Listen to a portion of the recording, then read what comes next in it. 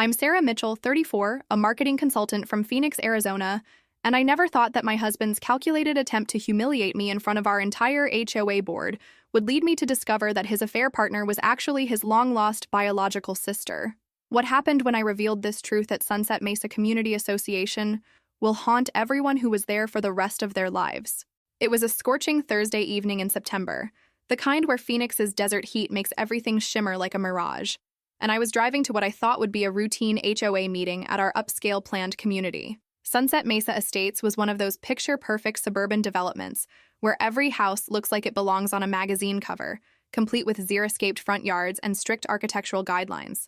My husband Brad and I had been living there for 3 years in a beautiful Spanish-style home with a pool and mountain views. Brad was a successful real estate developer, and I ran my own marketing consultancy from home. To our neighbors, we probably looked like the ideal couple, successful, attractive, living the Arizona dream, but perfect facades can hide the darkest secrets. And that night at the HOA meeting, both our lives were about to explode in the most unimaginable way.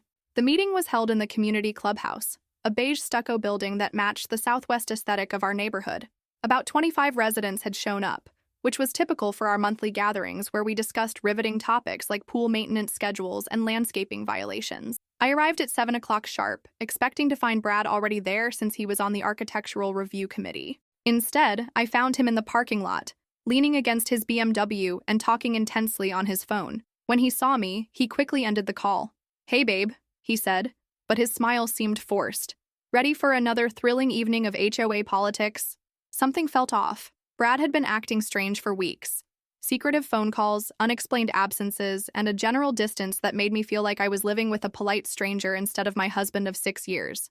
Inside the clubhouse, our HOA president, Carol Williams, was setting up her laptop and shuffling through her papers. Carol was a retired bank manager who took her volunteer position very seriously, complete with printed agendas and Robert's Rules of Order. "Good evening, everyone," Carol began once we were all seated. "Before we get to our regular business, Brad Mitchell has requested time to address the community on a personal matter." My stomach dropped. I looked at Brad, confused. He hadn't mentioned wanting to speak at the meeting. He stood up, straightening his tie, and walked to the front of the room with the confidence of someone who'd made presentations to investors and city planning committees. "Thank you, Carol," Brad said, his voice carrying that smooth tone he used in business negotiations. "I know this is unusual, but I felt it was important to be transparent with our community about some changes in my personal life." The room went completely silent. I could feel my neighbor's eyes shifting between Brad and me, sensing drama about to unfold. "As many of you know," Brad continued, "Sarah and I have been going through some difficult times in our marriage. We've tried counseling.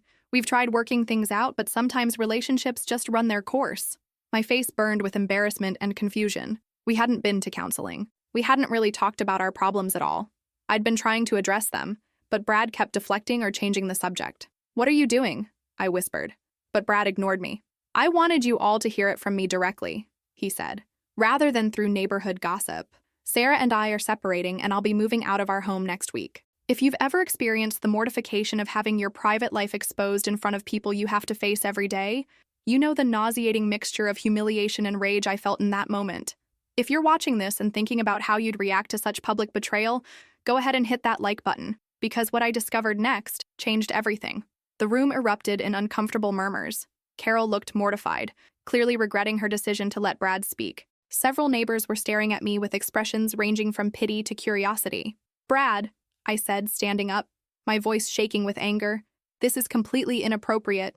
Our marriage is not HOA business." "You're right," he said, "but I felt it was important to be honest about why I'll be requesting a temporary modification to our property deed so I can move my friend into the house while we sort out the legal details." Friend. The way he said it made it clear he wasn't talking about a buddy from college. "Your friend?" I asked, my voice getting louder. "Her name is Rebecca Walsh. She's been incredibly supportive during this difficult time, and we've grown close. She'll be staying in the guest house temporarily." I felt like I'd been slapped. Brad was not only announcing our separation to the entire neighborhood, he was announcing that he was moving his girlfriend into our property, in front of everyone we had to live near. "Absolutely not," I said. "You don't get to make unilateral decisions about our home or announce them to the HOA like you're updating them on landscaping changes." Brad's mask slipped for just a moment, and I saw something cold in his eyes. "Sarah, you're making this harder than it needs to be. Rebecca is a lovely person, and she deserves to be treated with respect. That's when something clicked in my brain. The name Rebecca Walsh was familiar. I'd seen it somewhere recently, but I couldn't place where. "I'd like the community to meet Rebecca," Brad continued.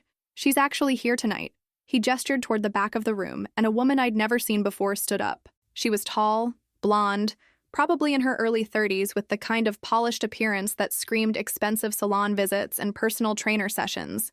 But as she walked toward the front of the room, something about her face made my breath catch.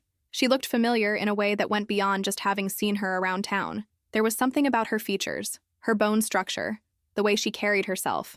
"Rebecca has been helping me through a very difficult period," Brad said, putting his arm around her waist. "And I wanted to introduce her to our community because she's going to be an important part of my life going forward." Rebecca smiled at the room, but when her eyes met mine, I saw something that made my skin crawl. It wasn't guilt or embarrassment about breaking up a marriage. It was satisfaction. She was enjoying this. "It's so nice to meet everyone," Rebecca said, her voice sweet, but with an undertone that felt calculated.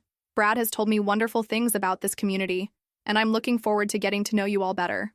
I was staring at her face, trying to figure out why she looked so familiar, when Carol cleared her throat. "Well," Carol said uncomfortably, "this is certainly unusual. I'm not sure this is the appropriate forum for personal announcements, but since we're here..." She looked at her papers like they might magically provide guidance for handling marital drama during HOA meetings. That's when I remembered where I'd seen the name Rebecca Walsh. 2 months ago, I'd been helping Brad organize his home office, and I'd come across a folder labeled Family Documents. Inside were copies of his birth certificate, adoption papers, and correspondence with a private investigator he'd hired to locate his biological family. Brad had been adopted as an infant. His adoptive parents had died when he was in college, and he'd always wondered about his biological family. The PI had apparently located his birth mother, who had died several years earlier, but had also found a sister who'd been adopted by a different family. Her name was Rebecca Walsh.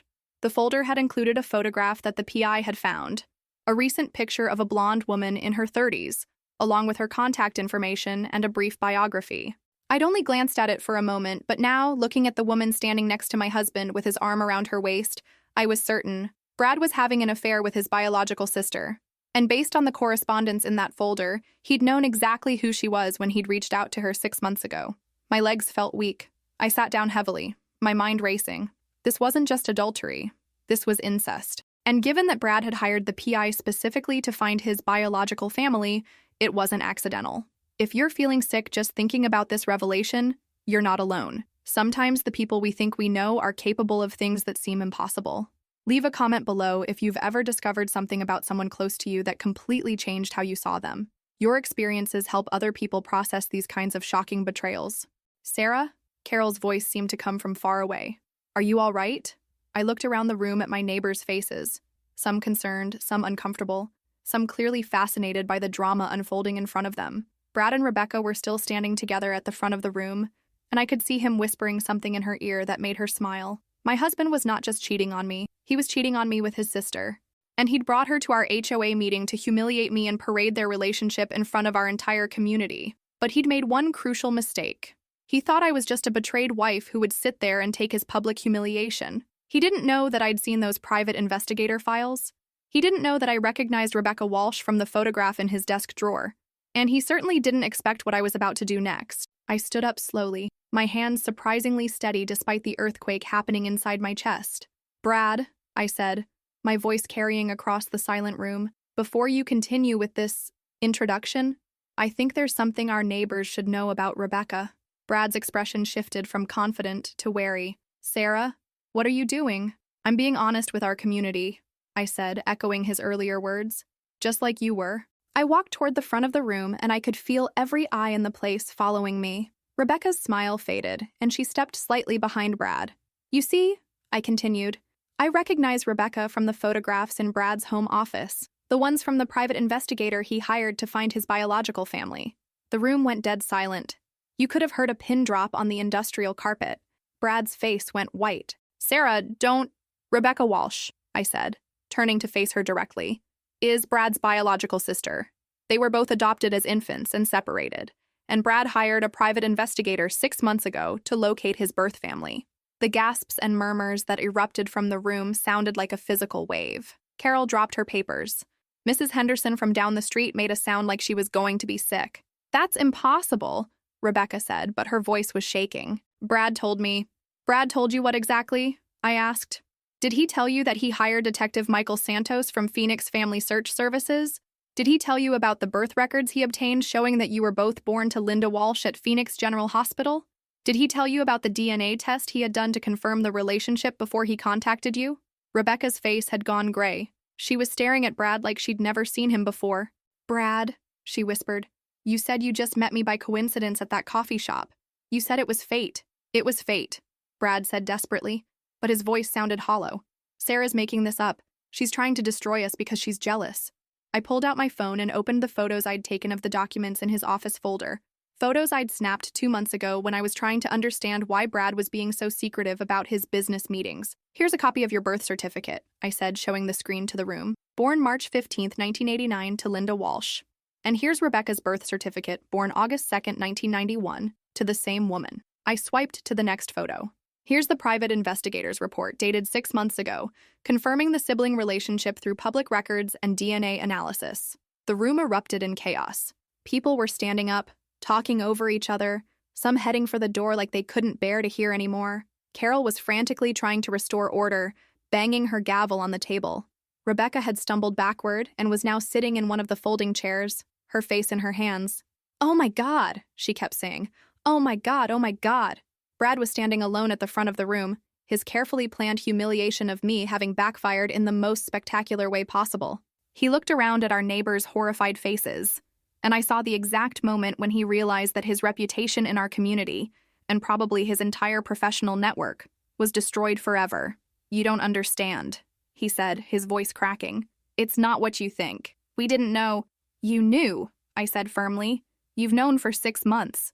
You hired a private investigator specifically to find your biological family, and then you deliberately pursued a romantic relationship with your sister." "She's not really my sister," Brad shouted. "We didn't grow up together. We're not related in any way that matters." The silence that followed his outburst was deafening. Even Rebecca looked up at him with an expression of pure horror. "We share the same DNA," she said quietly. "We have the same mother. How are we not really siblings?" "Because," Brad said, his desperation making him cruel, "family is about the people who raise you, not some biological accident. We're 2 adults who found each other and fell in love. It's not anyone else's business." I stared at this man I'd been married to for 6 years and realized I had never really known him at all. He wasn't just capable of adultery. He was capable of incest and then justifying it as somehow romantic. "Get out," I said. "Sarah, get out of this meeting, get out of our house, and get out of my life." Brad looked around the room one more time, perhaps hoping for some sign of support or understanding from our neighbors. What he saw instead were faces filled with disgust, horror, and judgment. These were people who would never look at him the same way again, who would never trust him with their property values or their community standards. He grabbed Rebecca's arm, pulling her to her feet.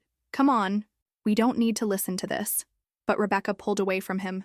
"Don't touch me," she said, her voice breaking. "Don't ever touch me again." She ran from the room, leaving Brad standing alone in front of 25 neighbors who now knew the darkest secret of his life. "This isn't over, Sarah," he said as he finally headed for the door. "Yes," I replied.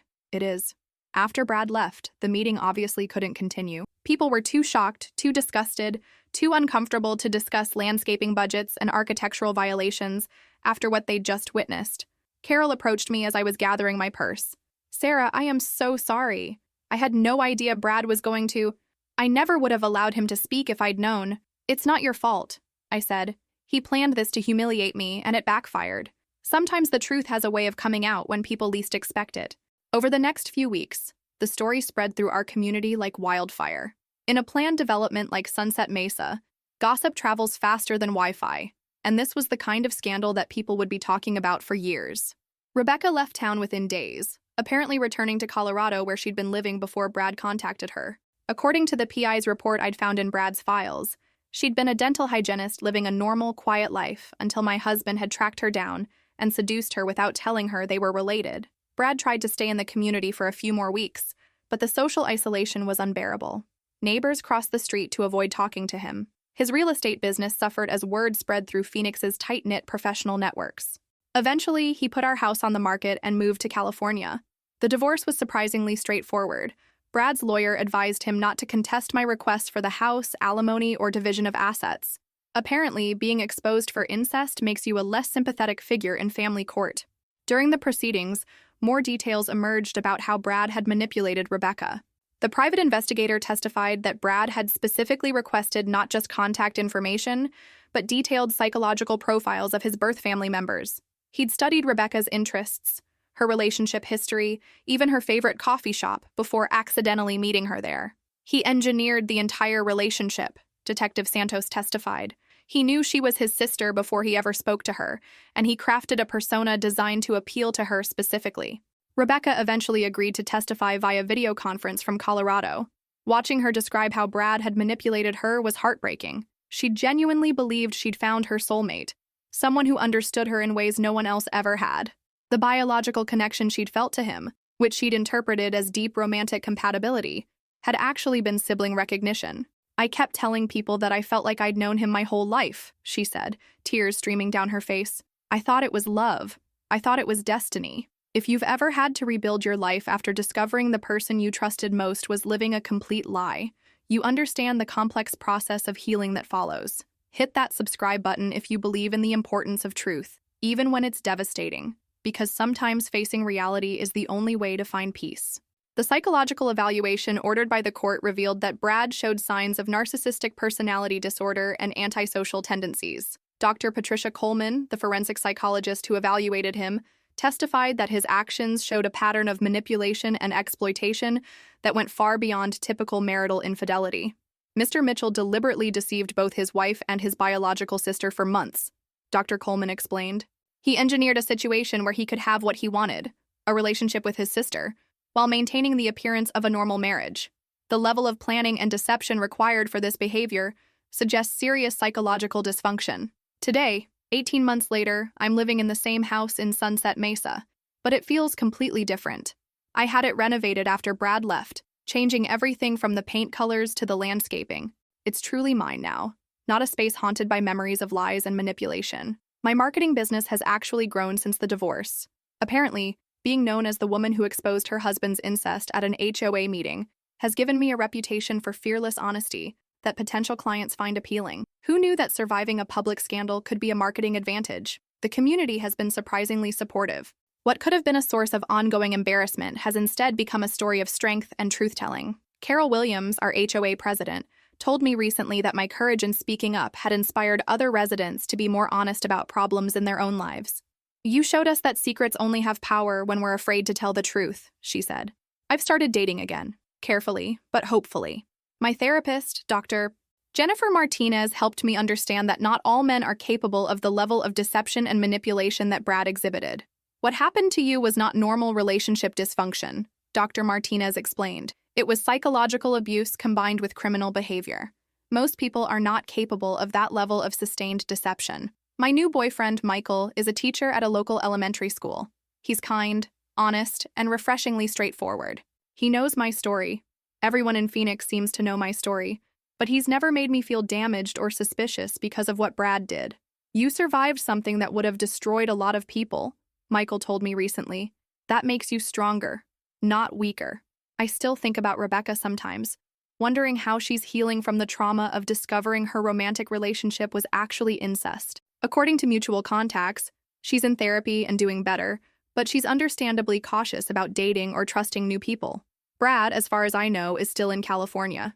He's apparently started a new real estate business under a different name, though I doubt he'll ever be able to completely escape the reputation that follows him. The internet has a long memory, and stories like this have a way of resurfacing. Sometimes people ask me if I regret exposing Brad's secret so publicly. After all, I could have confronted him privately, filed for divorce quietly, and avoided the community scandal altogether. But I've never regretted it for a single moment. Brad had chosen to humiliate me in front of our entire community as part of his plan to move his sister into our home. He'd turned our private marriage into a public spectacle for his own purposes. All I did was make sure the spectacle included the whole truth, instead of just his version of it. More importantly, Rebecca deserved to know the truth about who she was involved with. She deserved to know that their destined love story was actually a carefully planned manipulation. She deserved to know that the man she thought she'd found by fate had actually been stalking her through public records and private investigators. and our community deserved to know what kind of person they were welcoming into their neighborhood. If Brad was willing to manipulate his own sister into an incestuous relationship, what other boundaries was he willing to cross? The most important lesson I learned from this experience is that sometimes the most shocking truths are hiding in plain sight. Brad's behavior had been strange for months. The secretive phone calls, the unexplained absences, the emotional distance. But I'd explained it away as work stress, as normal marriage challenges, as anything other than what it actually was. If I'd trusted my instincts sooner, if I'd investigated those private investigator documents when I first found them, I might have discovered the truth before Brad had a chance to plan his public humiliation of me. But I wanted to believe in the man I'd married, even when the evidence suggested I didn't really know him at all. Trust is a beautiful thing, but blind trust can be dangerous. We have to balance our love for people with our responsibility to protect ourselves and others from harm. To everyone who's followed this incredible journey with me, thank you for listening to my story. If you're in a relationship where your partner is secretive, deceptive, or makes you feel like you're going crazy, trust your instincts. Investigate. Ask questions. Demand answers. And if someone you love tries to humiliate you publicly, remember that you have the right to defend yourself with the truth, even if that truth is more devastating than they expected. If this story opened your eyes to the importance of trusting your gut instincts and standing up for yourself, please hit that like button and share your own experiences in the comments below. Have you ever discovered something about someone close to you that completely changed everything? Your stories help other people feel less alone when facing impossible situations. Don't forget to subscribe to our channel and ring that notification bell. Every week, we bring you stories about people who found strength in the most unimaginable circumstances, who chose truth over comfort, and who refused to be victims of other people's lies and manipulation. Keep trusting yourself, keep demanding the truth, and keep fighting for your own dignity. No one has the right to humiliate you, manipulate you, or use your love against you. I'll see you in the next story, where we'll explore more incredible journeys of survival, strength, and the power of speaking truth to power. And remember, sometimes the best revenge is simply telling the truth and letting the consequences speak for themselves.